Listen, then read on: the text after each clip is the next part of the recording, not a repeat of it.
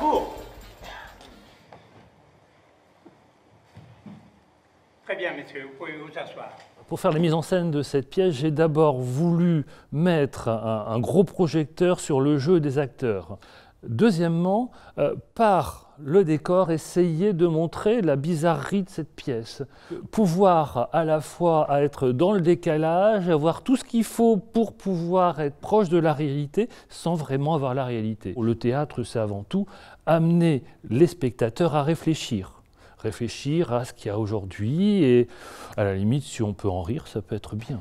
Pas de WC prévu? Comment? Pas de WC au greffe? Au greffe, sans doute, monsieur le président.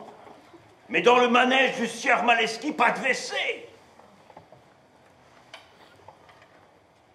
Maintenant, imaginez un manège baigné de soleil, comme celui de la dame Valeska. Des chevaux vigoureux, tournant au son de la musique, tout de bois façonné. On a des personnages hauts en couleur, aussi bien ce juge qui arrive avec des chaussons que le policier qui a un tuque, qui n'est même pas habillé vraiment en uniforme. La baronne de Boissoncourt, c'est un des témoins dans la pièce de Sans queue ni tête. Et tous les témoins sont un peu des caricatures de personnes qu'on pourrait trouver dans les prétoires. Parce que la pièce, en fait, c'est une parodie de la magistrature, de ses lenteurs, de ses travers. C'est une comédie fine, mais c'est quand même une comédie où tout le monde est plus ou moins ridicule.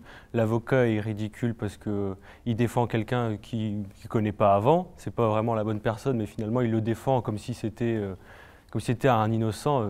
Il le défend farouchement. Les témoins sont un peu Dupont et Dupont. C'est comme avec d'autres témoins ou même les procureurs ou les avocats, ils interprètent aussi par rapport au comportement du témoin.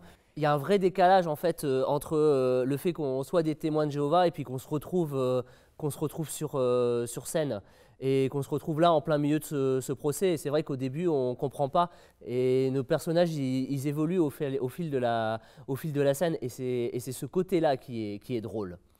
Nous le jurons. Et là, il est venu à un bus avec un uniforme de gendarme coiffé d'un képi. Et il nous a dit « Suivez-moi à la barre ». Et nous, on a cru au bar. Alors, eh ben, on l'a suivi. Et maintenant, on n'arrive plus à suivre. Eh ben non, on n'arrive plus à suivre. Ce décalage avec ces personnages qui essayent d'être dans la réalité, mais qui sont encore trop eux-mêmes. Voilà, on est proche de la réalité, c'est pas du vrai, c'est du vraisemblable. C'est en gros le théâtre.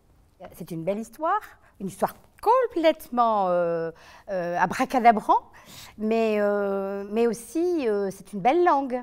Il y a des phrases qui sont bien faites, donc c'est très agréable. C'est très agréable à jouer et c'est très agréable aussi à écouter. Allez, laissez-le répondre, voyons. Je les sers flambés au kirsch. Kirsch. Miam, miam. Mais que faites-vous, maître Instable? Eh ben, je rentre chez moi.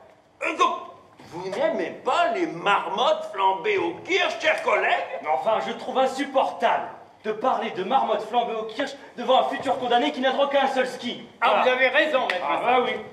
Gendarme, donnez un autre ski à Maleski, ça lui fera la paire. Avec les 2 bâtons, il pourra aller loin. Ce qui est intéressant dans cette pièce, ce sont les textes. Il y a de grandes envolées, il y a de très jolis textes, de très beaux monologues qui nous entraînent dans une réflexion et qui nous permettent de nous rendre compte que si on ne fait qu'entendre le son, on a l'impression que c'est vachement sérieux.